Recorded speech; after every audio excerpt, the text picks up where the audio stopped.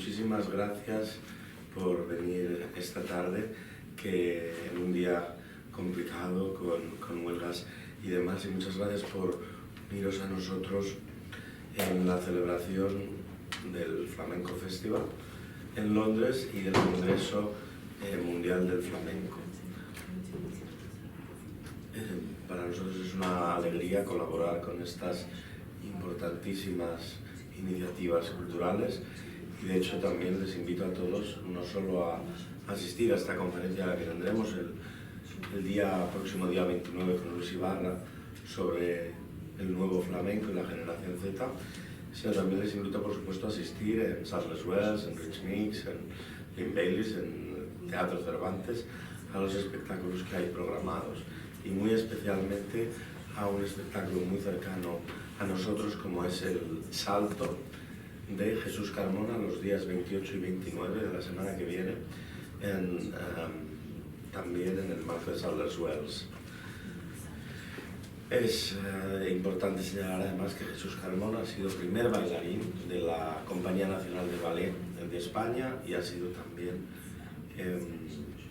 Premio Nacional de Danza, y ha sido muy premiado con este espectáculo, creo que recientemente con un premio Max. Pero bueno, hoy estamos con Sara Arguijo, que además de amiga y colega periodista, es una maravillosa investigadora y conocedora del mundo del flamenco.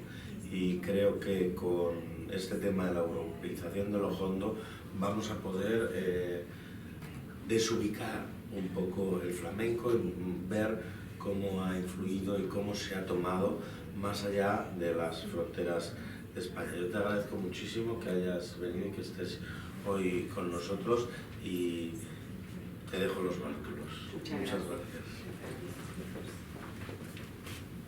Bueno, muchas gracias, como ha dicho Ignacio, por venir en un día tan complicado, además de previo de fin de semana.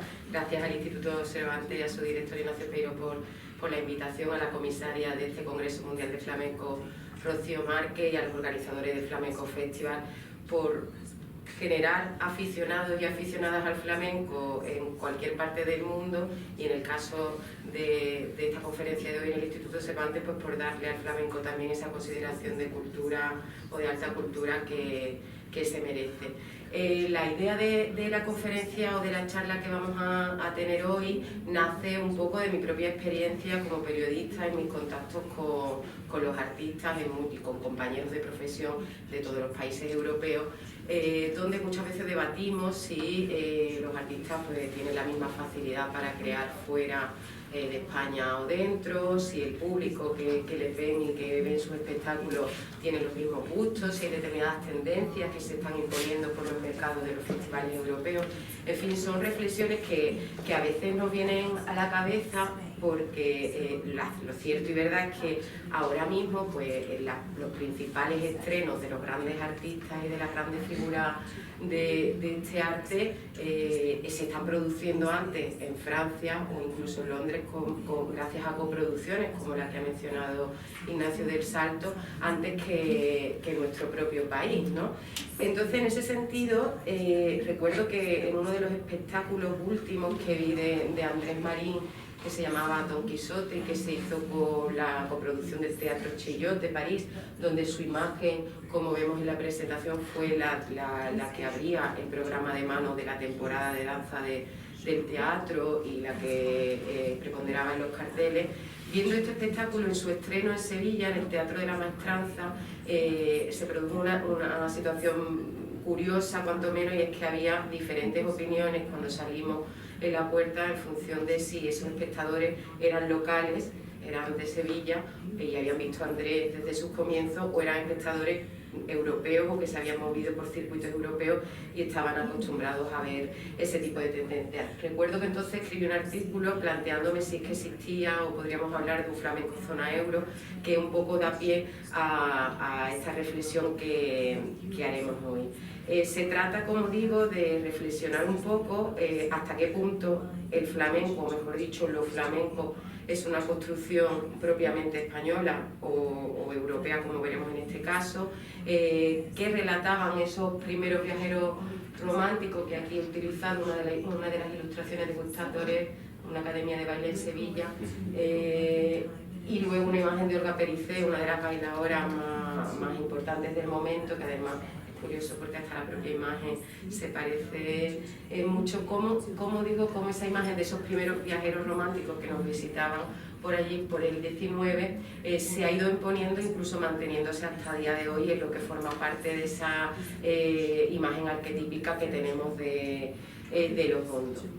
Digo esto teniendo y reconociendo que incluso yo misma he experimentado cierta condescendencia muchas veces cuando alguien que no es de Andalucía y en concreto del triángulo que le llamamos la cuna de los hondos, que es de Sevilla, Cádiz, Jerez y los puertos, habla del flamenco porque pensamos que como que no les pertenece y que nadie que no pertenezca a ese núcleo puede entender o puede opinar con el mismo criterio. Entonces reconozco en todo mi mea culpa antes de empezar y como digo, lo que vamos a hacer es hacer un poco este recorrido, esta reflexión que no pretende buscar tampoco respuestas categóricas, sino eso, pues reflexionar sobre y aclarar determinados tópicos y prejuicios, para los que he querido darle voz principalmente a los propios artistas y a los programadores y directores de festivales. He entrevistado casi más de 30 de todos ellos, ¿no?, para ver su propia opinión. Las preguntas que formulamos, pues eso es lo que he ido mencionando ahora, pues cómo ha influido Europa en la creación del imaginario hondo, qué es lo español y si es el flamenco, o el flamenco al menos, no como género musical, pero sí como imaginario, como digo, un invento que en este caso vamos a ver que casi todo es francés, ¿no? Desde luego los orígenes modernos del flamenco, según coinciden ya los investigadores recientes, lo dice así Cesarina Simón, no se puede entender hoy día si no es como una hibridación transcultural de ida y vuelta, define él, de cantes y bailes pertenecientes a la tradición hispano-andaluza, adaptados en un diálogo constante con las modas europeas, especialmente parisinas, que encontraron en lo andaluz y en lo gitano imaginarios orientalistas y marcadores nacionales de lo español. Con esto y el recorrido que haremos, lo que rompemos un poco el mito es sobre esa idea del flamenco como marca España, porque como veremos, pues sí, es marca España, pero es la España que otros contaron que éramos o que otros reflejáramos que éramos en crónica o en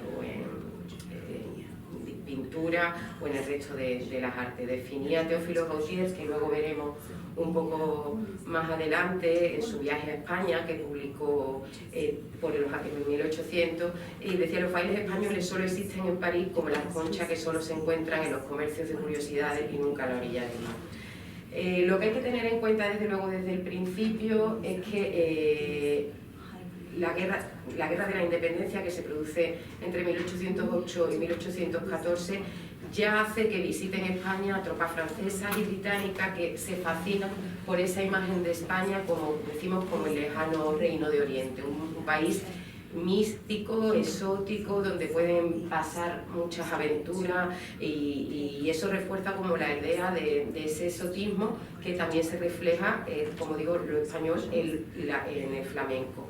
El hecho que además se viviera la historia española sobre el imperio de Napoleón, pues todavía refuerza más esa idea de un pueblo, bueno, fuerte, capaz de resistir al ejército más poderoso del mundo, como decimos. Gracias a aquella moda que se prolongó durante todo el siglo XIX, la península, como digo, recibió incontables visitas de literatos, pensadores, periodistas, cronistas, artistas de la época, que fueron transmitiendo esa idea de España a través de sus escritos. Hemos mencionado antes a Teófilo Gautier, que escribió ese viaje por España en 1840 y cuyas crónicas fueron leídas con avidez por todos sus compatriotas de la época. Un extracto que he recogido en la presentación dice: un viaje por España es todavía una empresa peligrosa y novelesca. Es necesario esforzarse, tener valor, paciencia y fuerza. Se arriesga la piel a cada paso, las privaciones de todo tipo, la ausencia de las cosas más indispensables de la vida. El peligro os rodea, os sigue, os adelanta. No oís susurrar a vuestro alrededor más que historias terribles y misteriosas. Como digo, lo que está narrando es una idea de España como un país donde se pueden vivir aventuras que no estaban pasando esos países. Las primeras referencias del flamenco de estos viajeros románticos las tenemos de Théophile Gautier, pero también de Charles Davilliers, a cuyos escritos acompañó los dibujos de Gustave Doré que vimos en la anterior presentación y que vemos aquí con esta gitana bailando el zorongo. Estas crónicas de su voyage en España, que fueron publicadas por entregas en Le Tour du Monde entre 1862 y 1873, pues son hoy día un testimonio perfecto para entender qué idea se transmitía de esa España y de ese imaginario de esos primeros bailes que se llamaban entonces, no como flamenco, pero que forman parte del pre-flamenco, ¿no?, que se le conoce. De hecho, gracias a los trabajos de Gustave Doré se quedó constancia, por ejemplo, del nacimiento de la escuela bolera, de la que una de sus máximas representantes es Olga Pericela, bailadora que hemos visto anteriormente, y nuevos estilos como el jaleo de Jerez, la malagueña o el zapateado. Y esta, como digo, esta moda por lo español, pues evidentemente influía en otros artistas, como podemos ver en el cuadro del pintor impresionista Monet, que aquí he puesto el del cantante español, pero tiene otro titulado Lola de Valencia, dedicado a la primera bailarina de la compañía del ballet español de Campobril, que cosechaba grandes éxitos entonces en el hipódromo de París. Como digo, todos estos viajeros románticos van creando el repertorio iconográfico del casticismo español, que desde luego se ve potenciado con esa imagen eterna e inmutable de la Carmen, ¿no?, de Próspero Mérimée. Pero la contribución de los europeos entonces no se debía solamente a esa crónica y a esos relatos, sino que el mecenazgo ejercido por los extranjeros también resultó fundamental en la consolidación y el crecimiento del género musical, entre otras cosas porque los espectáculos de bailes y músicas andaluzas se veían ya entonces en las grandes capitales europeas como Londres, donde estamos, o París. A partir de 1860, dice Ortiz Nuevo, que es cuando se empieza a generalizar el uso de la palabra flamenco en la prensa andaluza, y este investigador, junto también a la investigadora Rocío Plaza Orellana, han recogido muchas crónicas también de esa época de, como digo, esos cronistas que venían a España a los entonces cafés cantantes como el Salón de Recreo y lo contaban en los periódicos de la época. Por ejemplo, el investigador Ángeles Cruzado recoge en un estudio titulado Boleras gitanas que tienen esos bailes que entusiasman a los forasteros, lo recoge en su blog, que se llama Flamencas por Derecho, una crónica publicada en 1860 en The London Telegraph, donde el periodista ya habla de la nerviosa excitación que le produjo la contemplación del auténtico baile español, y que ningún baile visto hasta entonces tenía esa facultad mágica de entusiasmar. Y habla también de vivacidad y de erotismo, de las caderas, de las contorsiones. Es decir, si vemos las crónicas que se escriben actualmente, pues prácticamente se reproduce toda esa misma iconografía con la que se escribía en la época. Otro artículo, por ejemplo, publicado en 1865 en el diario parisino La Presse, define características específicas de los auténticos bailes andaluces que tienen mucho que ver con lo que vemos ahora, ese orgullo, ese entusiasmo, ese frenesí. Leo otro extracto que me parece muy curioso para definir a un cantador por seguidilla. Dice: imaginad, si podéis, a un enorme gato macho sin castrar, aumentado al tamaño de un ternero, que con una voz proporcional chilla a los azulejos sus quejas amorosas de solicitación apasionada, y os haréis la vívida idea de un trovador andaluz cantando una seguidilla. Esto es de 1869. Esta idea exótica, pasional, y esta definición de lo auténtico, que es muy curioso cuando en el flamenco estamos siempre debatiendo sobre lo que es auténtico y sobre la pureza, aparece ya aquí y se mantiene hasta tal punto que, bueno, pues hace unos días en Sevilla, en la Plaza de España, se ha presentado la nueva colección del desfile de Dior, y lo que se ha usado para este evento, pues la imagen de Belén López, o el baile de Belén López y el bailador El Quillo, que también pasará estos días por el Flamenco Festival, dos bailadores raciales y el flamenco, presente en esa idea de España, ¿no?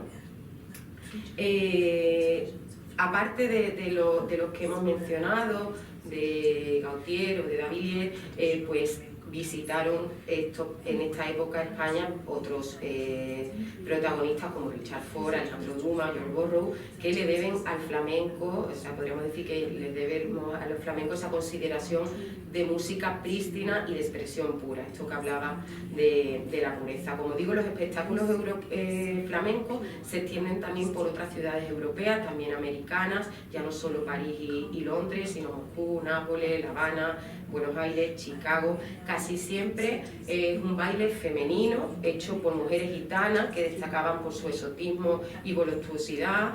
La cachucha, el vito, el polo, los jaleos de Jerez y de Cádiz, por supuesto el fandango, eran los palos más representados en la época.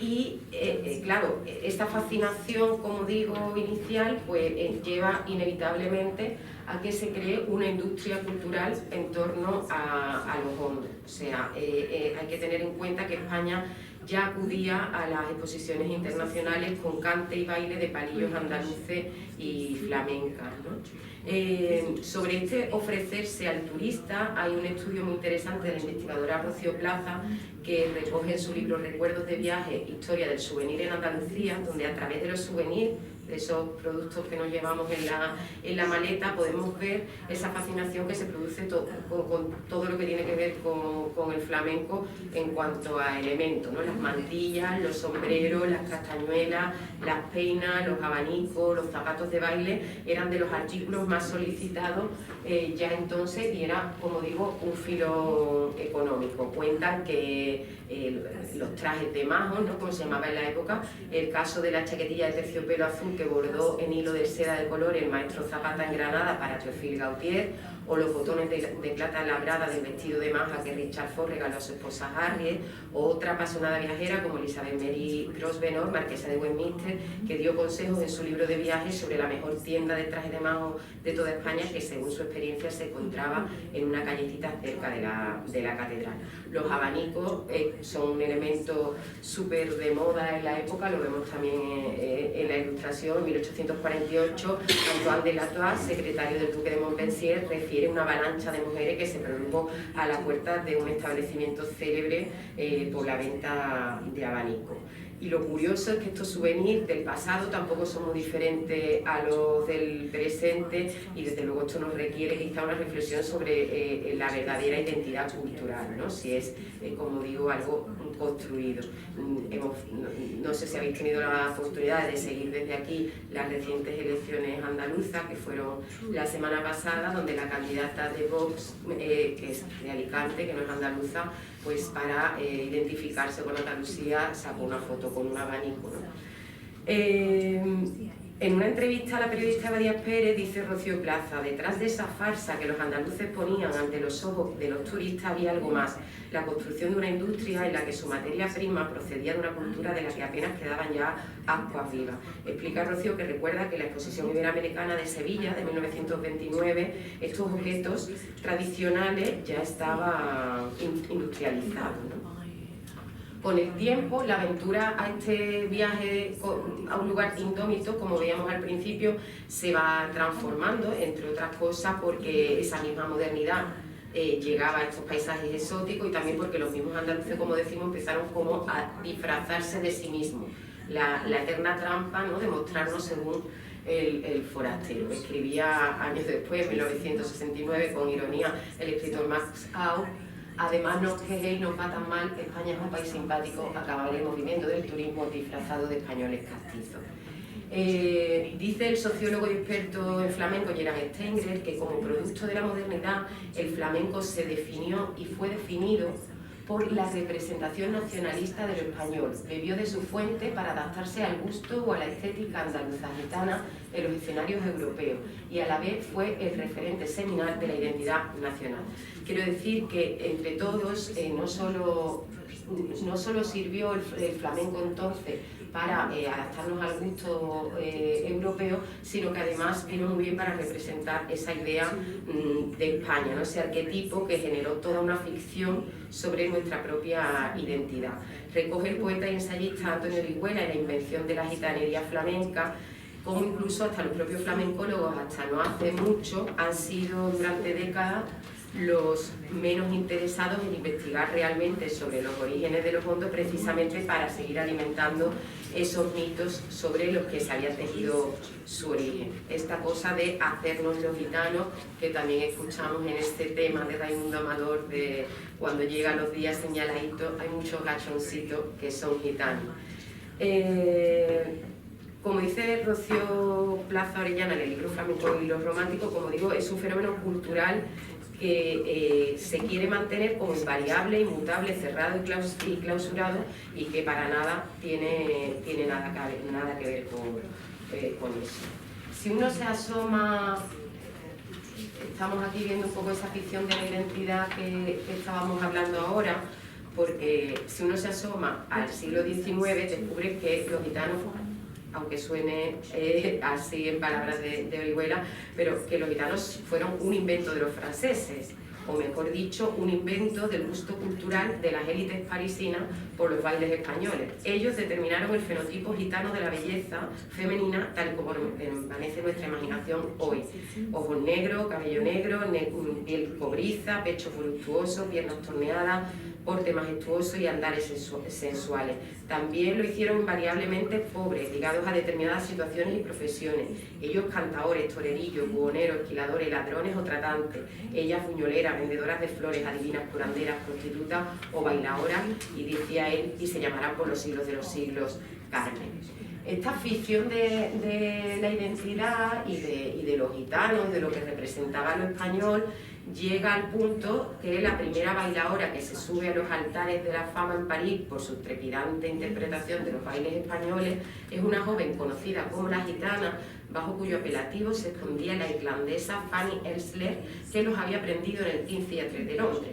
Estamos en 1836. 2 años después, la nueva gitana que triunfa en Europa interpretando estos bailes es una italiana, la Taglioni. Una década después, la estela del éxito la deja otra irlandesa que se esconde detrás del nombre de Lola Montes.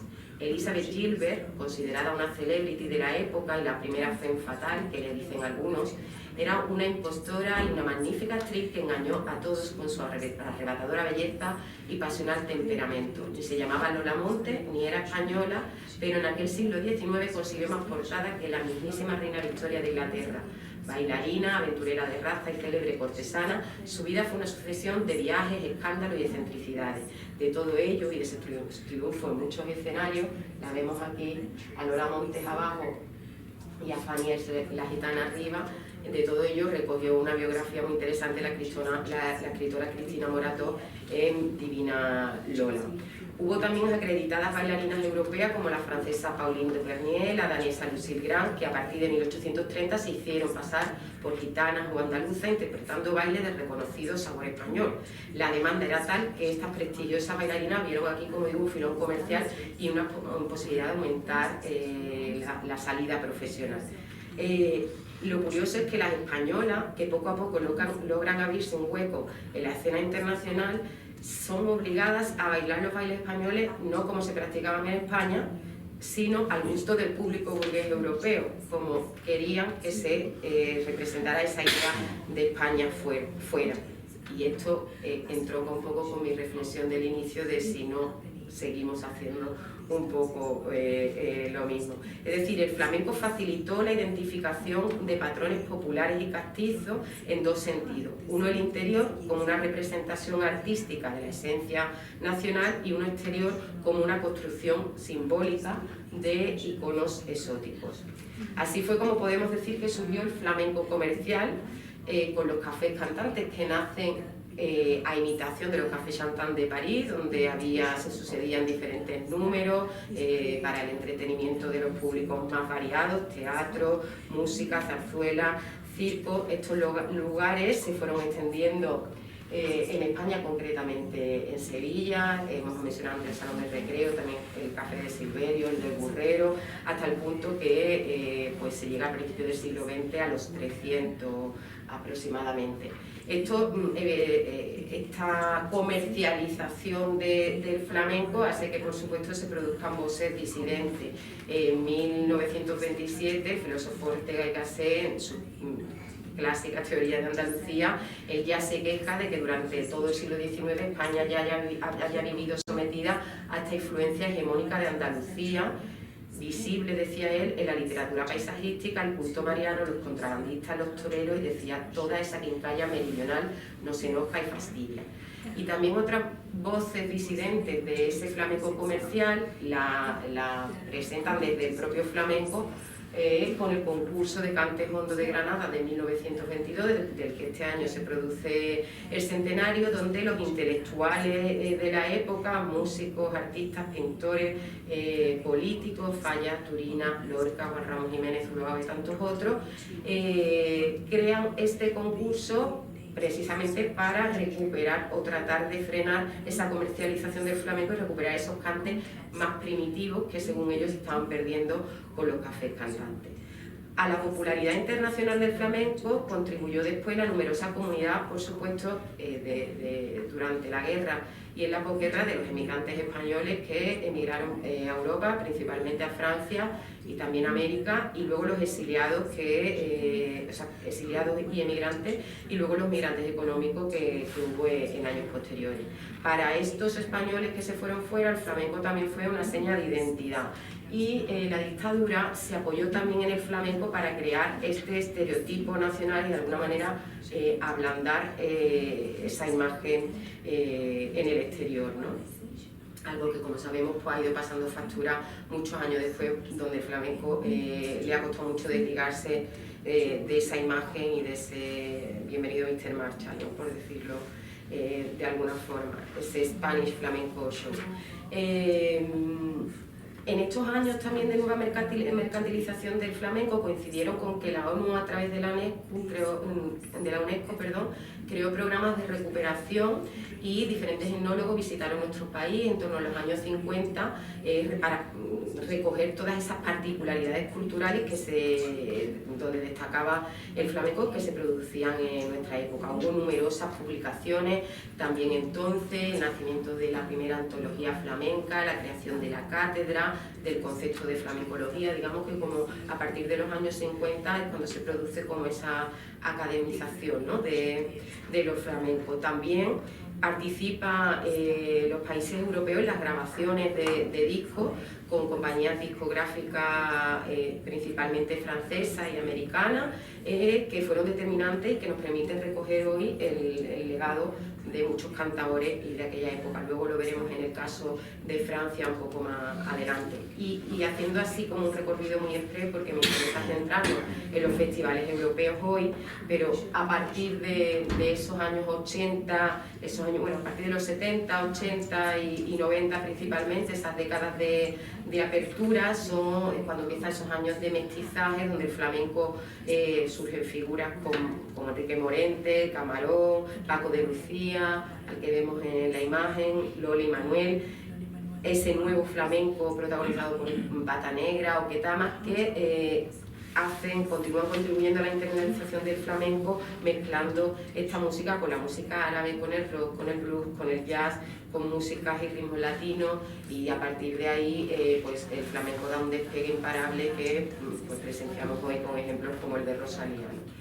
He puesto el caso de Paco de Lucía porque evidentemente creo que fue en la época uno de los artistas que más influyeron a que los europeos se acercaran al flamenco, y el de la película de Carlos Saura de 1995, que me consta también que es una película por la que muchos aprendieron o empezaron a amar el flamenco.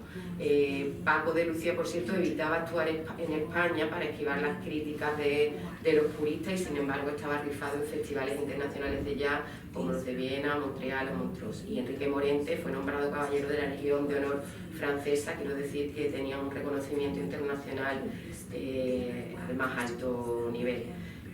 A partir de aquí, a partir de los años 2000 y 2010 más recientes, pues yo lo he llamado como la etapa de la capitalización, porque aquí pues se institucionaliza el flamenco, se crea el Instituto Andaluz del Flamenco en el 2005, se nombra el flamenco como Patrimonio Inmaterial de la Humanidad en 2010 y se revisa también el Estatuto de Autonomía, donde, como parece ser otra respuesta a esta internacionalización, pues se recoge ese poder de la Junta de Andalucía para la conservación, difusión y protección del patrimonio flamenco. Como digo, no sé si también es respuesta de esta cosa de que se nos vaya de las manos, ¿no?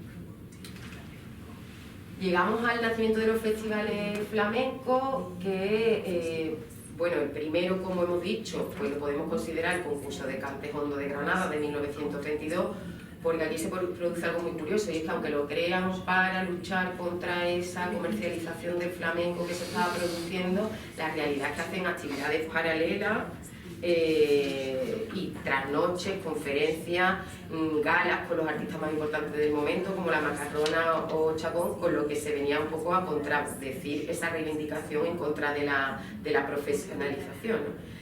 Después del concurso de Cantes Hondo de Granada, el siguiente más importante es el concurso nacional de Córdoba, que es en 1956, y que en este caso también se produce como señal de protesta, en este caso, contra la desvirtualización del flamenco que supusieron los cafés cantantes y la ópera flamenca después, y a iniciativas de Ricardo Molina, González Climent, y una idea que contribuyó mucho también Antonio Mairena, ¿no? Y su concesión de la tercera llave de oro del cante.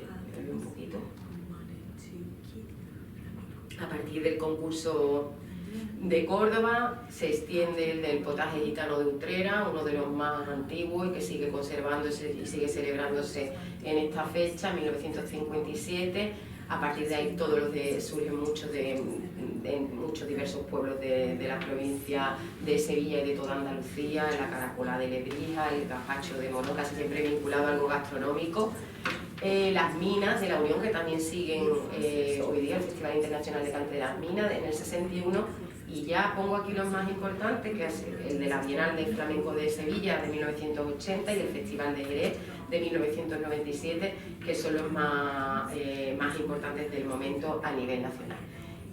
En paralelo surgen también los festivales europeos, los primeros, como vemos, en Francia, el más antiguo es el Mont de Marsan, que se celebra justo ahora, de 1989, luego llega Nimes, Marsella, París, en Suiza también se produce uno en Ginebra, Reino Unido, Alemania, con el caso de Berlín, Düsseldorf, Dresde, Hamburgo, el de la Bienal de los Países Bajos de Holanda y otros en Estados Unidos. Como digo, los festivales flamencos son ya el revulsivo total a la internalización del flamenco, y no solo se han mantenido y se mantienen, sino que cada vez gozan de mayor salud, y según coincide además todos los artistas con los que he podido hablar, programadores, y por la experiencia propia, que creo que hay muy poquitos donde todavía no haya estado, sino casi ninguno, pues la afición es cada vez mayor y hay un público ya fiel que acude y que espera la llegada del festival. Le he preguntado a todos los entrevistados cuáles han sido o cuáles creen ellos que han sido las grandes contribuciones de Europa, y son sobre todo ahora actualmente a través de los festivales, hacia el flamenco, y coinciden en estos puntos que he podido señalar aquí, en difundir la diversidad del flamenco, en crear afición, que decíamos ahora, en servir de motor de desarrollo artístico, en la divulgación y labor pedagógica, en el mestizaje con otras disciplinas y en la generación de sinergia y enriquecimiento. Por ejemplo, en el papel formador de público, me decía Miguel Betegón, director del Festival de Luxemburgo, que él percibe que cada vez se demuestra mayor gusto y afición, ya no solo por los espectáculos de baile, que son los más fáciles para un público que no esté universado, sino también por el cante y la guitarra. Miguel Marín, el director del Flamenco Festival que estamos viendo estos días, señala el papel importante de los festivales para mostrar la diversidad del flamenco, porque si en un teatro se programara solamente un espectáculo, pues evidentemente no tenemos esa visión global de ver la paleta de colores que hay en el flamenco a nivel internacional tan grande. En cuanto al motor de desarrollo artístico, me decía Chema Blanco, director artístico de NIME y de la Bienal de Flamenco de Sevilla, que un festival tiene que mostrar el presente absoluto de lo que esté ocurriendo, y eso él dice que sirve de motor para los artistas porque los hace investigar, los hace buscar su camino más allá de los cánones establecidos. Dorothy Schauko, directora del Tanzhaus de Düsseldorf, Alemania, cuenta que los festivales acercan al público a nuevos artistas y cambian los hábitos de visualización y ofrecen al flamenco una nueva plataforma, porque además les permite compararse con otras artes como la danza contemporánea, mucho más extendida por el resto de Europa. Susanne Selinger, directora de la revista alemana Anda y gestora cultural en Austria y Alemania, señala el papel didáctico y divulgador que tiene el flamenco en los festivales europeos y que se echa de menos en los festivales de España, porque pensamos que en España lo sabemos todo del flamenco, falsamente, hay muy poco público, la realidad es que hay un público muy determinado que consume flamenco, pero muchísima gente que no conoce nada. Y ella dice que echa de menos que iniciativas que se llevan a cabo en festivales europeos, como las charlas previas a los espectáculos, las conferencias con los artistas para que les expliquen por qué surgen esos espectáculos, o incluso la creación de un festival center donde se reúnen periodistas, aficionados, público, artistas y pueden compartir experiencias, pues se podrían exportar de Europa a España. Betegón señala esa labor pedagógica que hemos visto también ahí a través de talleres y demás. Y en cuanto al mestizaje, pues nos dicen también que el hecho de poner, como decimos, a conversar a los artistas flamencos en otros escenarios les permite conocer también otras experiencias de otros artistas y se favorece muchas veces coproducciones o sinergias entre los artistas, que hace que evidentemente el flamenco evolucione. Desde luego el caso más importante, como hemos ido mencionando durante todo este inicio histórico, de recorrido histórico, el caso más importante lo tenemos en Francia, donde coincide todo el mundo en señalar, así lo dice Chema Blanco, que hay un sentimiento de pertenencia, o sea, el flamenco es también de ellos, por decirlo de alguna manera. Hay que tener en cuenta que, como hemos dicho, el flamenco se introduce en Europa a través de Francia y que ya a finales del siglo, en 1889, fue importante la visita a París de la bailaora jerezana Juana la Macarrona, y su debut en el Gran Teatro de la Exposición fue todo un acontecimiento. El Shah de Persia, que estaba presente, dicen que dijo: esta graciosa serpiente es capaz de hacerme olvidar a todas mis almés de Terán. 23 años más tarde, la Macarrona volvió a París, al Teatro Olimpia, en 1912, por 1000 francos de la época y viajes aparte. También en la Exposición Universal de París de 1900 fuimos ya con una zambra granadina y, como hemos dicho al principio, es sabida la abundante presencia flamenca en locales parisinos y en teatros parisinos de la época. La Argentina triunfó repetidas veces con su compañía Le Ballet Español, que he puesto también aquí en el medio, en un cartel de la época. Giraba por Francia Antonio de Bilbao, Faico, la Argentinita, Carmen Gómez la Joselito, que llegó incluso a aparecer en películas francesas en los años 30, o la inigualable Carmen Amaya y la pareja de baile más importante, Antonio y Rosario. Mención especial merece los intensos contactos entre los artistas flamencos y las vanguardias en el París de los años 20. El flamenco inspiró los trabajos de numerosos creadores como Picasso, Apollinaire, Georges Bataille o André Masson, y el bailador Vicente Escudero, al que vemos aquí en la imagen de mi izquierda, conoció en las tertulias de la bohemia parisina André Breton, Paul Éluard, Buñuel, Luis Aragón y otros tantos, llegando a bailar al son de dos dinamos y dejándose seducir por el cubismo, el surrealismo y el dadaísmo.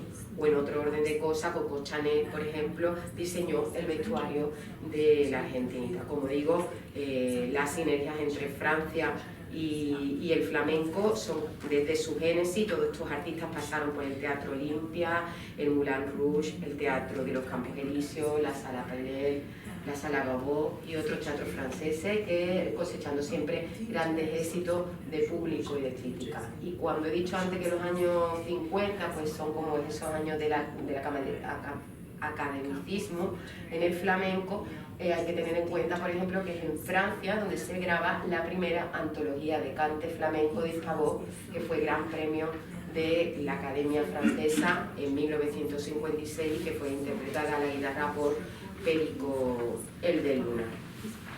Las radios francesas también y los sellos franceses como Harmonie Mundi grabaron y dejaron testimonio de reconocidísimos cantadores como Caracol, Mairena, Marchena, La Perla de Cádiz o La Niña de los Peines. Y los artistas se encuentran aquí, cuentan con un público culto, receptivo, a los que se suman esos españoles emigrantes que hemos dicho antes, que se trasladaron y que con el tiempo pues también fueron teniendo descendencia y fueron transmitiendo también esa pasión. Como apunta Manuel Ríos Ruiz en el devenir del flamenco en Francia, en Diario de Jerez, Francia ha sido la puerta al mundo del flamenco y mantiene en la actualidad una actividad en torno al flamenco auténticamente admirable. Festivales como el de Mont-de-Marsan o el de Nimes, que fueron los primeros que se crearon y que siguen activos, son la punta de lanza con muchas ediciones a sus espaldas y prácticamente no hay artista español que no quiera estar en alguno de estos festivales precisamente para ganar además prestigio, ¿no? El Festival de Mont-de-Marsan, por ejemplo, cuenta Diego del Morao, el guitarrista, uno de los guitarristas jóvenes más punteros, dice: yo he estado aquí, cuenta en una entrevista en El País, yo he estado aquí de todas las maneras posibles, joven y mayor, flaco y gordo, bromea con sorna. Hay que tener en cuenta que muchos de ellos es que llevan yendo desde pequeñitos a estos festivales, para ellos son como su casa y su familia. Cuenta también Farruquito, dice: yo vine cuando tenía 5 años con mi abuelo Farruco, estrené aquí Alma Vieja y ahora vengo con mi hijo. Recuerda a Farruquito con Juan el Moreno, con su hijo, en este reportaje. Esta afición en Mont-de-Marsan por el flamenco llega al punto que un crítico de Sevilla, Manuel Martín, por ejemplo, le llama la 9ª provincia andaluza, ¿no?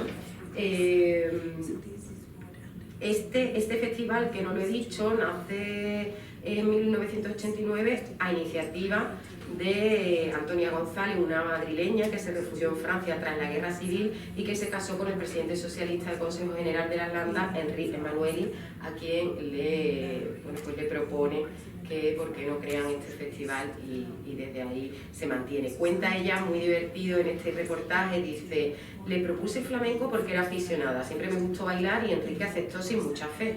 El segundo año contratamos a Camarón y pensé que ahí se acababa para siempre. Llegó Tomatito y salió a tocar para hace tiempo, pero José no llegaba. El pobre Tomatito era muy joven y ya no sabía ni qué tocar, así que empezó a repetir temas.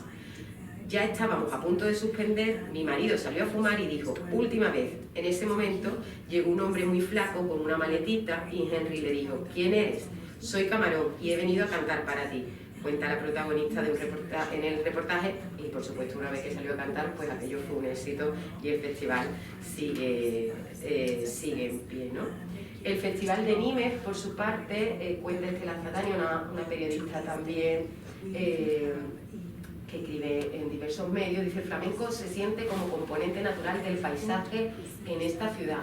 Gracias a los muchos intérpretes jerezanos que han actuado en el evento, a la ciudad se le llama cariñosamente el Jerez del Norte.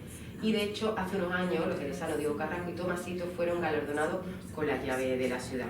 En Nimes, una ciudad al sur de Francia con algo más de 150.000 habitantes, este festival por el que han pasado también los principales artistas del mundo, es una cita imprescindible.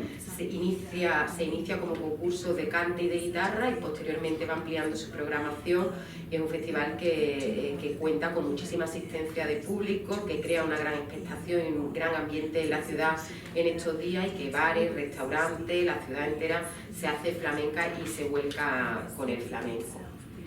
Esta relación de Francia con el flamenco, que hemos puesto en el ejemplo de Nimes y de Mont-de-Marsan, pero que también vemos fuertemente en la Bienal de París del Teatro Chillot, nos lleva a reflexionar sobre si los franceses cuidan mejor el flamenco que que los propios españoles, ¿no? Esto se pregunta Alejandro Luque, un periodista, en 2019, porque es cierto que parece que todas las voces, como digo, de expertos, de investigadores, de programadores y de los propios artistas, sí que perciben en Francia esto que he resumido aquí con una mayor educación cultural, más compromiso político a la hora de apostar por la cultura, por las creaciones, una mayor inversión y una mayor consideración hacia los artistas. Hay que insistir en la idea, veíamos al principio la foto de Andrés Marín en el Teatro Chaillot, que algunos de los principales estrenos recientes se han producido en Francia o se están produciendo en Francia. Ayer vimos aquí en el Salle de Wertz a la bailaora Ana Morales, que acaba de venir de estrenar en la Villette de París su última propuesta en coproducción del teatro, ¿no? Dice, muchas cosas nos llevan a una ventaja sideral. Rocío Molina, por ejemplo, es residente en el Teatro Chaillot, pero nos resulta imposible imaginarnos a cualquier bailarina europea que tuviera una residencia en alguno de nuestros teatros, como por ejemplo el Maestranza. De esta forma zanjan mucho que el flamenco, como digo, lo inventaron los franceses y existen gracias a ellos. Hay otros ejemplos, que no me voy a detener mucho, pero hay otros ejemplos de festivales que siguen activos y que tienen muy buena respuesta, muy buen recorrido. Todos ellos proyectan la imagen del flamenco en el extranjero de manera distinta. Hay algunos que tienen una programación más tradicional, otros más vanguardistas, otros que combinan en su programación diferentes iniciativas. El de Düsseldorf, por ejemplo, nace iniciativa del Tannhaus y fue fundado en el 96 por Dorothy Schauko, que la hemos mencionado antes, y se ha convertido a lo largo de los años en el mayor festival de flamenco de Alemania, donde han actuado las principales figuras. Al principio el programa tenía una orientación más tradicional, pero Dorothy empezó a invitar a producciones cada vez más contemporáneas. El caso de Holanda, de la Bienal de Países Bajos que dirige Ernestina, pues un ejemplo de demostración de la vanguardia internacional del flamenco. Aquí se presentan las últimas tendencias de los artistas más innovadores, tienen cabida artistas consagrados y jóvenes talentos, y pues bueno, se tiende mucho a favorecer en este festival pues el mestizaje, ¿no?, del flamenco con otras músicas como el jazz, la clásica, la barroca o la contemporánea. Y el de Festival Flamenco de Esch de Luxemburgo, que fue creado en 2006, pues aquí cuenta cada año con una rica y variada programación con espectáculos de danza, cante y guitarra, exposición, talleres, proyecciones, y el flamenco se respira también en las tiendas, en los comercios, en la gastronomía de la época. Con este breve resumen, le he preguntado a todos los protagonistas qué consideran que atrae del flamenco hoy día a los públicos que acuden a los festivales europeos. Y es curioso porque encontramos las mismas respuestas que esto que hablábamos al principio, que les gustaba a los viajeros románticos del 19, es decir, esa mirada todavía étnica y exótica que existe sobre el flamenco, ese carácter folclórico, ¿no?, que lo comparan con el tango argentino, eso de los coloridos y bonitos trajes que todavía se repite, y bueno, como diría, esa fascinación que también produce como música del mundo, ¿no?, como puede pasar con el blues o con el jazz o con el soul o con el tango, o sea, una música popular con fuerte carga expresiva. Digamos que esto sigue siendo lo que en un principio puede atraer al público, pero me contaba el guitarrista Alfredo Lago, dice, sí, hay gente que se puede dejar llevar por todo esto, pero que cada vez se percibe una mayor formación también en el público y una mayor comprensión de lo que es el flamenco y de las posibilidades artísticas que ofrece. Y me decía él, por ejemplo, te encuentras con mucho público europeo que se enamoraron del flamenco por esa película de Saura que hemos puesto el cartel antes, o porque oyeron por casualidad a un tal Camarón, ¿no?, que hemos puesto aquí con Paco de Lucía. Lo que resaltan del flamenco, esta imagen es del bailador David Coria con el cantador David Lago, del último espectáculo Fandango, que ha triunfado por todos los teatros que ha pisado desde su estreno. Al final todos coinciden en que lo que gusta del flamenco, a diferencia de otras expresiones artísticas, es esa autenticidad de la que hablábamos al principio, es decir, que es un arte vivo, que se percibe esa fuerza, esa capacidad de expresar y de emociones, de movernos por sentimientos extremos, de la alegría a la pena en cuestión de segundos. Dice Paula Comitre, que va a estar también aquí estos días, pienso que les sorprende cómo, sin entender ni saber nada sobre este arte, pueden llegar a emocionarse con lo que está sucediendo, y que durante la interpretación del flamenco se produzca un recorrido por diferentes estados y sensaciones. Como digo, esa capacidad de transmisión de emociones, esa visceralidad y esa conexión con lo corpóreo, que se produce mucho más que a lo mejor en otras disciplinas artísticas. También el carácter alegre y espontáneo, esa sensación que tiene el público de que en el flamenco no siempre pasa lo mismo, como cuando vamos a ver a lo mejor otra propuesta, sino que cada día puede ser distinto, porque aquí impera esa parte de improvisación, de carga del momento, de lo espontáneo y lo natural que tienen estos artistas. Esa intensidad y esa visceralidad y esa pasión que veíamos que también atraía desde el principio, y también la riqueza cultural y musical. El hecho de que sea un arte que además puede combinar al mismo tiempo la música, el cante, la danza, con la estética y la dramaturgia, pues hace que sea muy atractivo, ¿no? Y que proponga mucho mundo y que sea un arte único, como dice Andrés Marín. Señalábamos antes que el interés de la afición también va en aumento, y también busca una mayor profundización en el arte, es decir, no quedarse con esta capa superficial de lo que entendemos por los flamencos, sino en ver efectivamente todas las posibilidades que ofrece, que, como digo, hoy día son infinitas. Es decir, no existe un solo flamenco, que todo el mundo se quite de la cabeza eso de no me gusta el flamenco. Te puede no gustar un tipo de flamenco, pero no todo, porque son completamente diferentes las propuestas que llevan al escenario unos artistas de otros, ¿no? En cuanto a la demanda del público, pues los artistas también piensan que lo que se sigue priorizando es la personalidad artística, la calidad y la creatividad.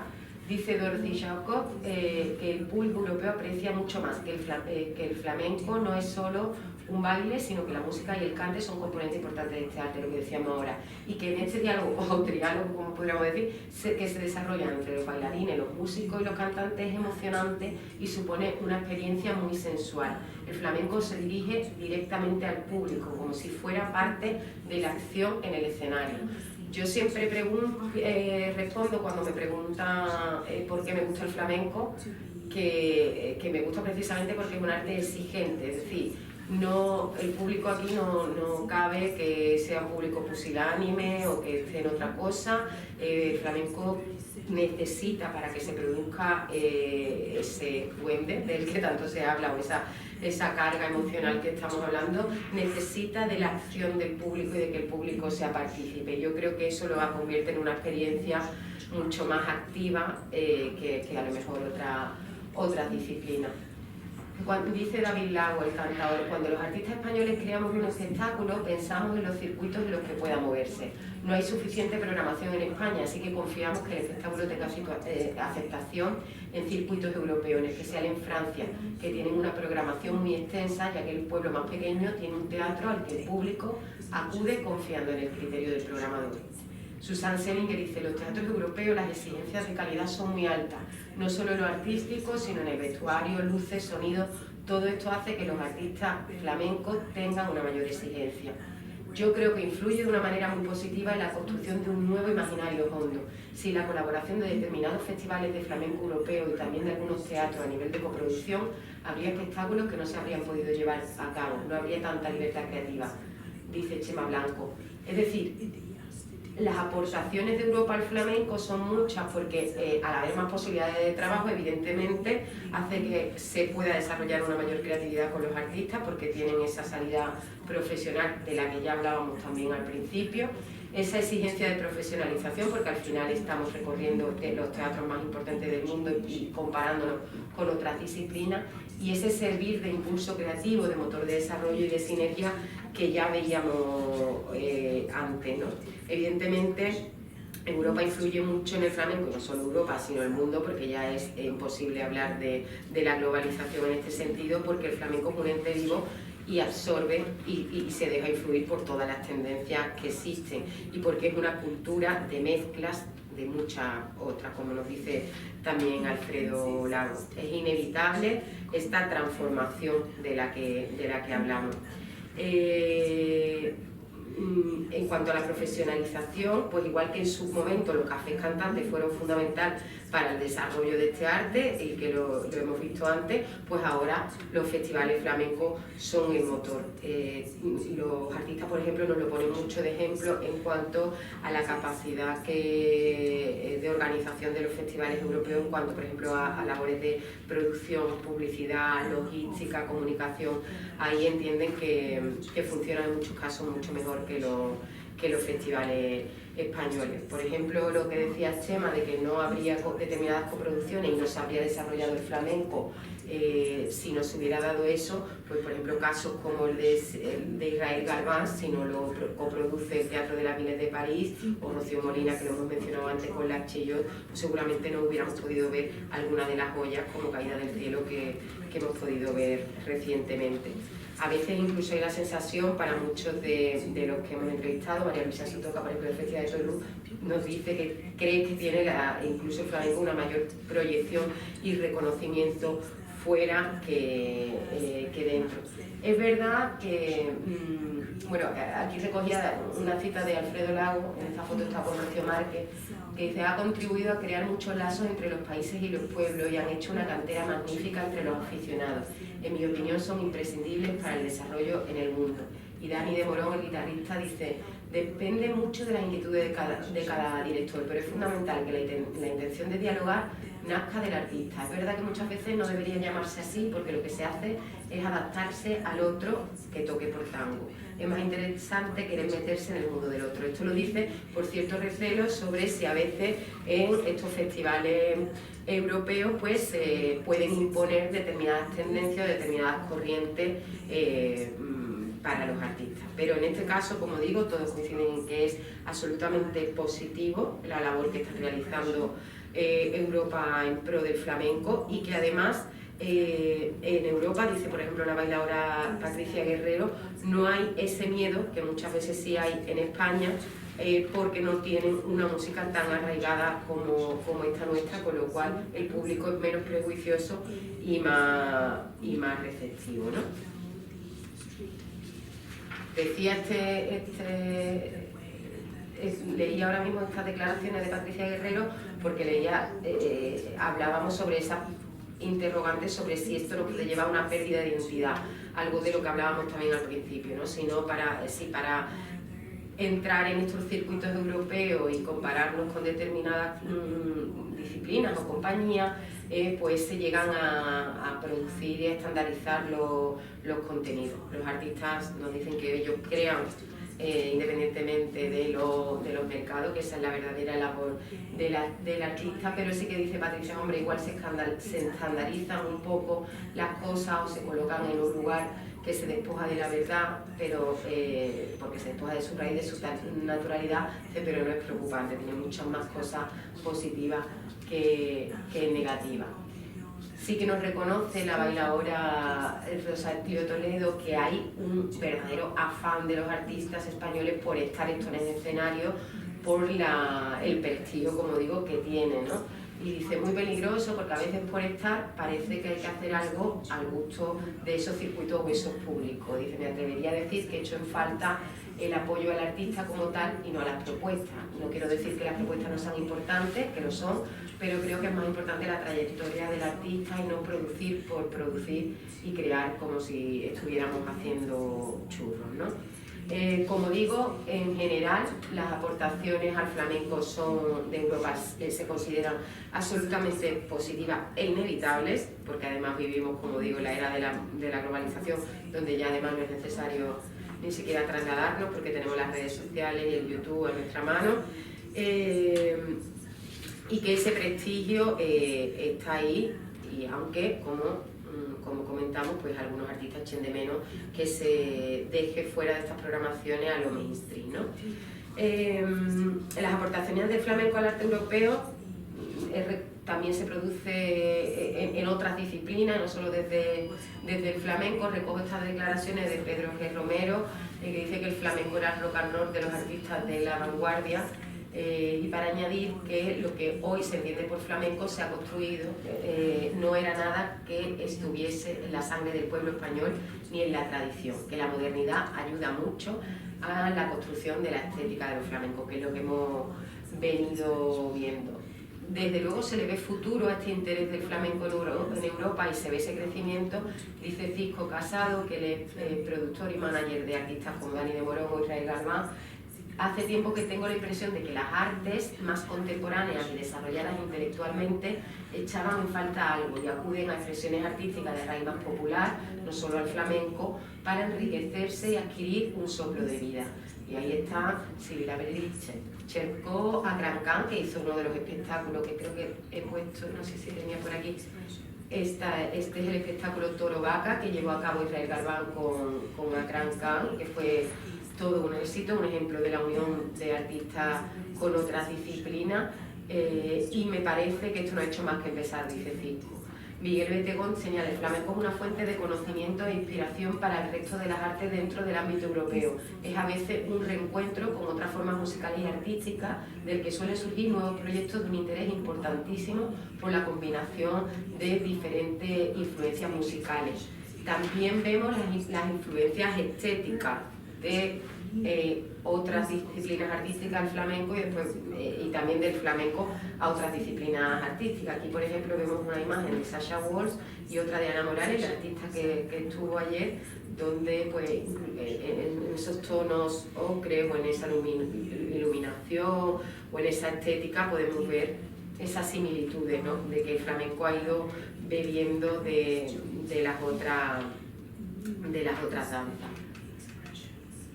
Como digo, los artistas creen que la creación parte de ello y que por tanto todas esas influencias son bienvenidas, porque son ellos después los que van a beber de esa fuente y a generar sus propias corrientes. Dice Rosario La Trementita: la tendencia al flamenco la marcan los propios artistas con sus creaciones. La industria europea aporta exposición, visión y oportunidades de residencia y de propuestas con otros artistas, que por supuesto enriquecen. Y José Quevedo Bolita, el guitarrista que tenemos en la imagen, dice: marca tendencia porque asumen más riesgo y cuentan con la afluencia de un público educado en la cultura y la diversidad musical y cultural. Eso es muy importante para poder programar toda clase de propuestas escénicas y artísticas. Es decir, sí que perciben que en Europa se asumen más riesgos y se apoya más a los artistas. En cuanto a si hay más tradición o vanguardia en las corrientes europeas, pues prácticamente coinciden en que 50-50. Dice Andrés Marín que si son festivales de flamenco especializados tienen interés por lo que está ocurriendo en el flamenco en general, y si son escenarios nacionales con una programación de temporada, pues sí que es cierto que a lo mejor las propuestas más vanguardistas pueden tener un mayor atractivo, pero que en general se están viendo en los escenarios europeos bueno, de hecho lo estamos viendo estos días, ¿no? Y vamos a ver en el Sarlewell mañana también la gala de mujeres de Calicante, de gitanas flamencas de Jerez, y pues en estos días también vamos a ver el salto, que esta es una de las imágenes del bailador Jesús Carmona, que es una propuesta mucho más contemporánea. Sí que señala Rocío Márquez, por ejemplo, que en Europa sí que hay una mayor tradición de acceder a la cultura contemporánea, por tanto el público está más permeable a este tipo de propuestas. Por ejemplo, dice ella, fuera de España no se escandalizan con los desnudos en escena porque llevan décadas acostumbrados, y allí a lo mejor todavía se sigue viendo como algo llamativo. En cuanto a si hay más cante, baile o guitarra, pues como pasaba en los primeros espectáculos del 19, el baile se lleva la palma, precisamente por eso que decíamos, ¿no? que combina, es el todo en uno, por decirlo de alguna forma.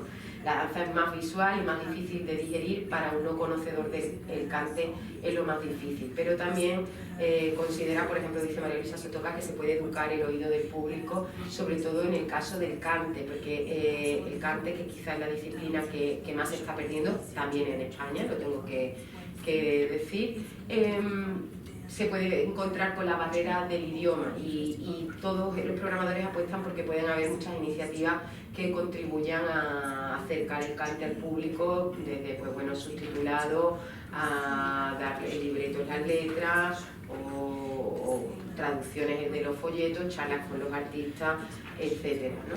El público europeo en general, como decimos, pues se percibe más respetuoso, agradecido, menos prejuicioso, más formado y más abierto. Quizás por eso que decía antes Patricia Guerrero de que ese arraigo sobre el flamenco que se tiene en España, pues hace que existan muchas más barreras a la hora de sentarnos en un patio de butaca y ver qué nos propone el artista.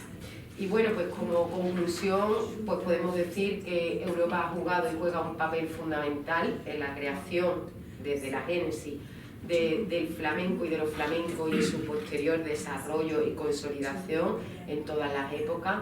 Hoy día los festivales flamencos europeos, si no marcan las tendencias, sí marcan las agendas de los artistas hondos, y son objetivos prioritarios para ellos por el prestigio que les otorga.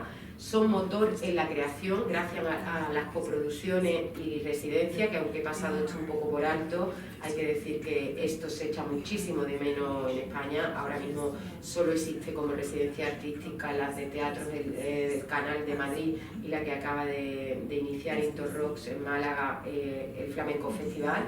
Pero aquí ese tipo de trabajo está mucho más consolidado, desde todos los teatros se potencia ese trabajo con los artistas, que da pie a unas obras mucho más trabajadas y elaboradas, y que se lo debemos a Europa. El público europeo, cada vez más aficionado, está ávido de nuevas propuestas. Se me ha olvidado señalar un comentario que decía Patricia Guerrero, que me parece muy curioso. Decía, no hay que olvidar que también ya hay una transmisión del flamenco en el extranjero, y hay una herencia, porque ya hay aficionados franceses, por ejemplo, o británicos, que le han transmitido a sus hijos o a sus nietos ese gusto por el flamenco, con lo cual ya también hay un legado. El desafío es que el flamenco cope las programaciones más allá de los festivales exclusivamente flamencos, y formen parte de las programaciones culturales de todos los teatros y también de espacios como este.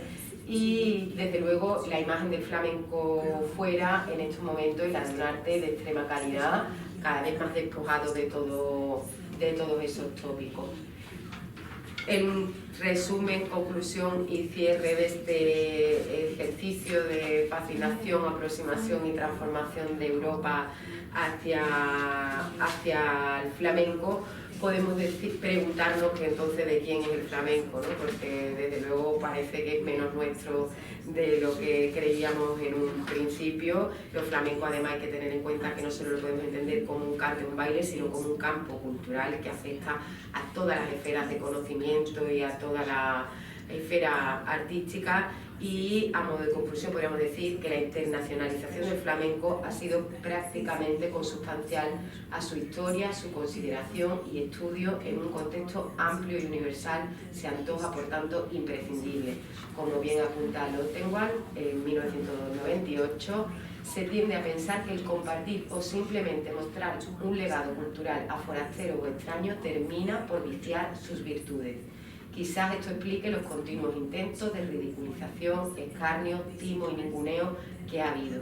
De todos modos, parece innegable, y así lo recoge en este artículo Julio de Vega, de Flamenco en el Guiri y de los Guiri Flamenco, parece innegable que el papel de los extranjeros ha sido y es vital para la existencia de este fascinante invento, tan suyo como nuestro, que llamamos flamenco. Muchas gracias, espero que os haya servido de algo este recorrido. Nos hemos dejado seguro muchas cosas fuera, pero bueno, por lo menos sobre todo quería que fueran ellos mismos, los propios protagonistas, los que contaran su experiencia y reflexionáramos entre todos en una especie de una mesa redonda virtual que hemos mantenido aquí sobre esta idea del flamenco como pertenencia y como construcción. Muchas gracias a todos por haber venido.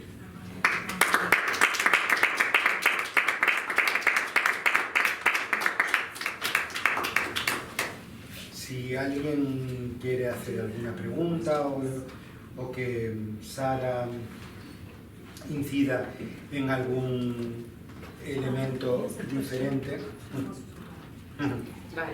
pues estamos a tiempo de hacerlo, ¿vale?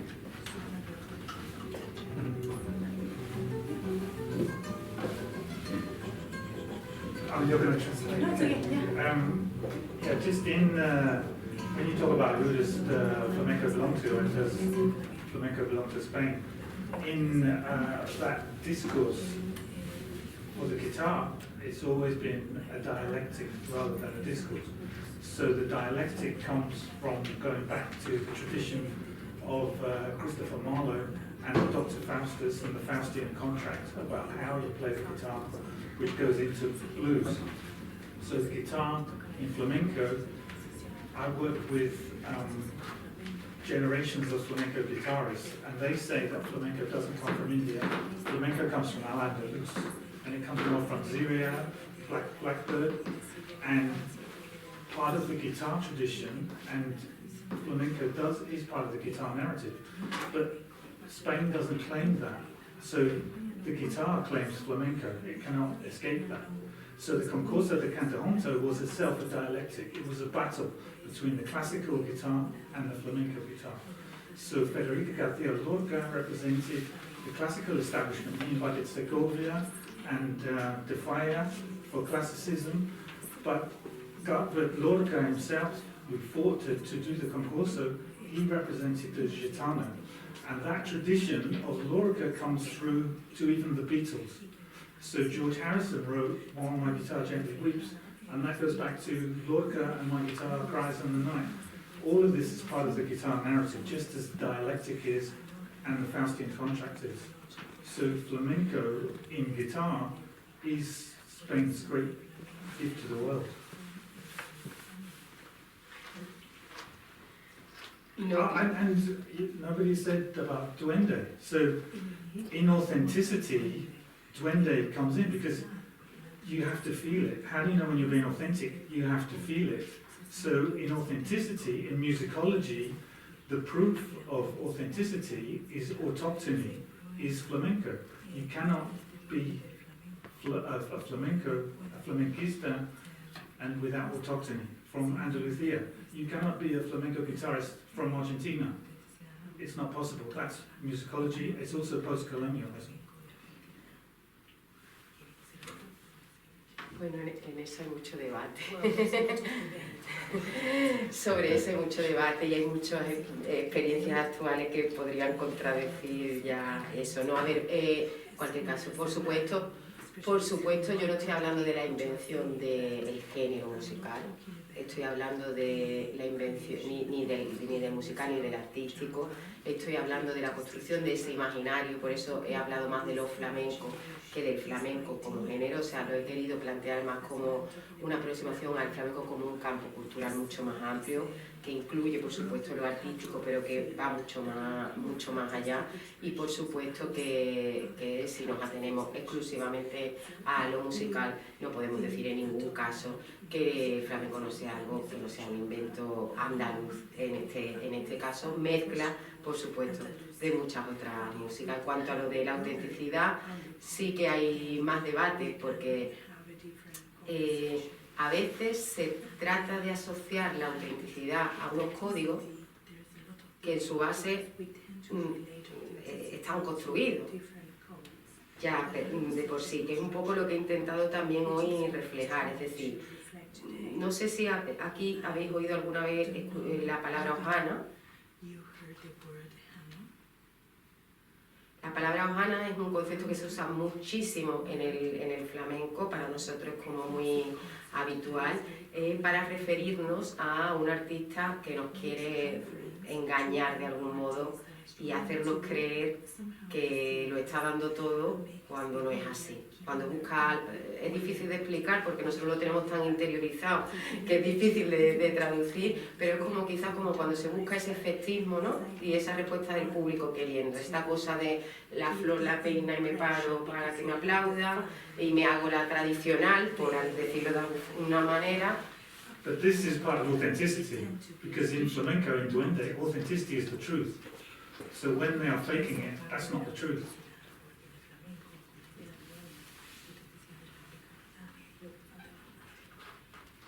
Es que este debate daría para ahora y de hecho nos da para ahora en muchas reuniones flamencas. Nos siguen encantando hablar sobre lo auténtico. Yo considero que lo auténtico al final es lo que nace del artista, de la necesidad creativa de cada artista en cada momento y no se asocia a un determinado código o estereotipo, porque ahí entramos en el peligro de la hojana por un lado y por el otro.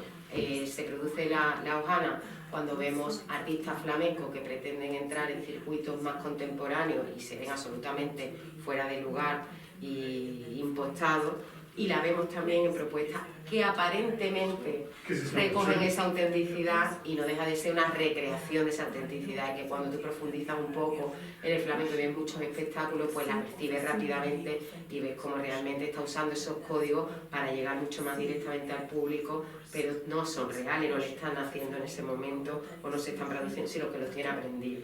Entonces habría un debate muy largo sobre el concepto de autenticidad como sobre el concepto de pureza. But are you saying Ohana is not the truth?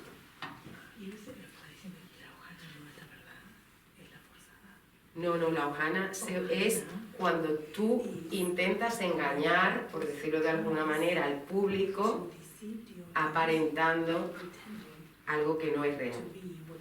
So it's not the truth. Authenticity is the truth. Exacto. But that's the same in blues.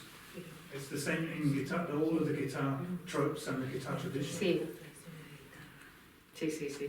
Sí, evidentemente no es exclusivo del flamenco. Lo que pasa es que es cierto que el flamenco tiene unos códigos tan férreos y un imagotipo tan instaurado que tiene mucho más fácil recurrir a determinadas imágenes o prototipos que a lo mejor en otras artes, pero que por supuesto eso se produce en cualquier disciplina artística.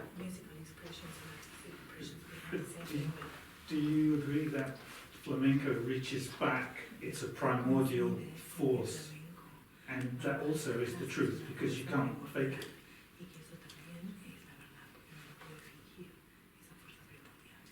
Es que eso primitivo y esa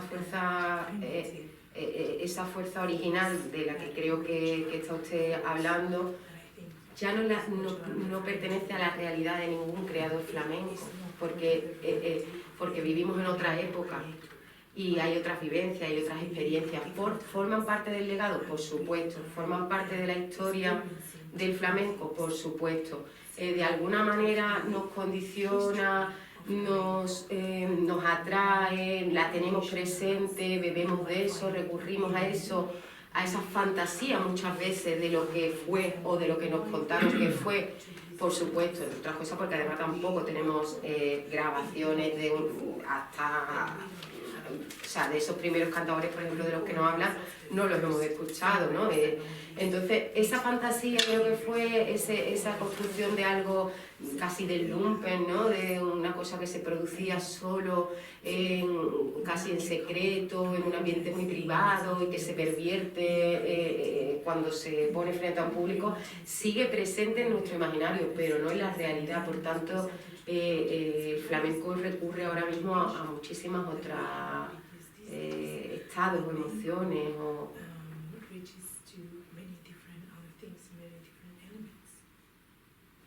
creo. So the influence is not necessarily a fake thing. Yeah, I think Jesus Carmona has an experience of duende, as does Tomatito in this festival. ¿El qué? Pero la pregunta. Vale. Eso. Sí, le quería decir porque no sé si también aquí habéis oído que uno de los mantras que se ha tenido a nivel artístico en el flamenco siempre, por ejemplo, es esta cosa de que hacía falta pasar fatigas, ¿no? Que es otra expresión también muy nuestra y que se refiere como a esa cosa de tener, para cantar bien o bailar bien o tocar la guitarra bien, tienes que haber tenido necesidades, ¿no? Esto de en mi hambre mando yo, que es una de las frases que más se repite dentro del flamenco, ¿no? Evidentemente los artistas, cuando hablas con ellos, te dicen bailo, canto y toco la guitarra mucho mejor con el frigorífico lleno, y esas fatigas de las que hablaban pues evidentemente formarían parte de toda esa herencia, pero hoy día no es nuestra realidad, ya algo así como muy ajeno, ¿no? a la creación actual. There's no great art without great pain. Exacto. Ante todo quiero dar las gracias por la conferencia, me ha parecido interesantísima. Muchas gracias. Tengo un montón de preguntas, pero bueno, voy a intentar un poquito. Me llama mucho la atención de tener los prejuicios, que no hay tantos fuera que dentro. Yo vivo en Madrid y tengo muchos amigos que me dicen que no me gusta el flamenco porque no lo entiendo. Entonces tengo los palos y tal y cual. Y ese debate no existe fuera. También el tema de que es flamenco. Hablaba antes de que si el Triángulo, que si Sevilla. No, yo he pasado mucho tiempo en Granada. Y ese comentario en Granada es se está muteando. Y eso no tiene ningún sentido, ese debate fuera. Y es muy interesante lo que he dicho, la ausencia de prejuicio fuera hace que la gente se acerque más, ¿no? Sí, yo creo que gran parte de culpa de eso la tenemos los propios flamencos, si no toda. O sea, al final, dentro de esta comunidad casi exclusiva que somos los flamencos, queremos mantener nuestra hegemonía, y mantener nuestra hegemonía pasa por como mirar al otro por encima. Puede alejar mucho a la gente, ¿no? Claro, completamente, y yo no estoy en nada de acuerdo con esto, pero quiero decir que hay que hacer una reflexión sobre eso que hacemos muchas veces, ¿no? De no facilitar que el otro se acerque o el otro se entienda el flamenco a su manera, sino que de estar constantemente dando lecciones sobre esto es flamenco, esto no es flamenco, esto es puro, esto no es puro, esto te tiene que gustar, lo otro no te tiene que gustar. Y tratamos mucho, como siempre, como de dirigir al público, donde efectivamente el público puede acercarse de manera muy diferente, con motivaciones muy distintas y con gustos muy diversos. Así que creo que hemos como favorecido mucho eso. Y luego en España también pasa con el público que precisamente por esa imagen de que el flamenco como es algo, como decía antes, exigente y difícil, porque bueno, tampoco acercarse al flamenco de primera, sobre todo al cante, por ejemplo, o a la guitarra, pues puede resultar amable. Es que me llama mucho la atención lo exigente, lo que he dicho antes, pero difícil también, porque si la gente tiene la idea de que esto es casi imposible para mí, como la música clásica, si no soy un entendido, que ¿para qué me voy a molestar? Sí, pero que esa idea que transmitimos, que hace que la gente muchas veces crea que si no entiende y no sabe diferenciar una seguidilla de una soleá, no puede disfrutar de un espectáculo, es absolutamente falsa. O sea, una cosa es conocer, pues yo lo pienso de todas formas ante cualquier arte. Creo que conocer cualquier arte o cualquier disciplina pues te da un disfrute muchísimo mayor de esa experiencia, porque evidentemente te genera otra profundidad, pero que cualquiera que tenga desarrollada sensibilidad artística, que es lo que al final se necesita para disfrutar de cualquier arte, puede disfrutar de lo que sea, aunque no entienda la letra, aunque no sepa qué palo está haciendo, o aunque no haya seguido la trayectoria del artista, por supuesto. A mí me llama muchísimo la atención los prejuicios, ¿no? Porque los hay en España. Muchísimo. Y la gente que... Yo escucho un poco de todo, yo no entiendo nada de flamenco realmente, pero me interesa. Pero si mi vida dependiera de decir tal o cual palo... Pero es que afortunadamente no puede depender de eso, no nos podemos asustar con eso, y hay que disfrutar. Y además, por eso decía yo que cuando me molesta mucho cuando amigos míos incluso nos dicen eso de a mí que el flamenco no me gusta. Yo digo, ¿el flamenco? ¿El flamenco qué es? Si hay 150.000 propuestas distintas, de muchas disciplinas, de muchas estéticas, de corte más tradicional, de corte más contemporáneo. O sea, si no te gusta ningún tipo de flamenco es que no te gusta la cultura, ¿no? Pero no concibo que a alguien que le guste la cultura no le guste nada del flamenco. Y esto es muy habitual, ¿no? El flamenco directamente lo destierro, el flamenco es que a mí no me gusta. Porque ni siquiera conoce lo que se está produciendo con el flamenco o lo que se ha ido produciendo, en que no digo que sea algo de ahora, lo que nos ha dejado el flamenco en todos estos años. Pues con otras grandes músicas del mundo tipo rock o blues o jazz, no hay ese debate tan purista, ¿no? O sea, el rock se puede cantar en español, en francés, Bueno, yo creo que... Bueno, un poquito sí de blues. Creo que sí, ¿no? But I think that prejudice, you mean the prejudice against the gitana.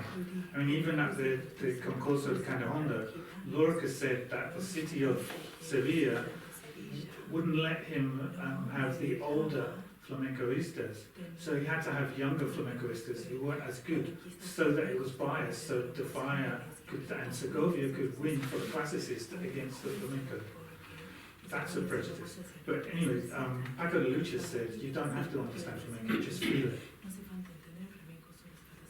Exacto, es que además este debate es eterno, porque efectivamente no es, o sea, seguimos hablando casi de las mismas cuestiones que se llevan debatiendo desde el inicio del flamenco, sobre eso, pues sobre el origen, de dónde nace realmente, cuándo y cómo, sobre la pureza o no pureza o necesidad de pureza, sobre la autenticidad o no la autenticidad, sobre qué es el flamenco, qué no es flamenco, sobre el flamenco gitano o el flamenco payo.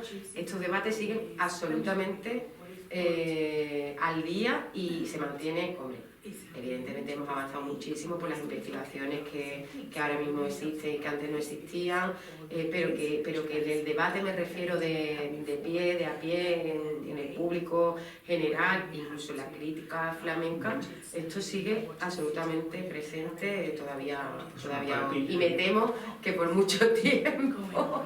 ¿El niño de Elche es flamenco para ti? El niño de Elche. Esta pregunta se va a recoger. Porque sé que vamos, Pagani se presentó en Sevilla. Él se considera ex flamenco. Sí. Pues, Lo que hace flamenco. ¿Eh?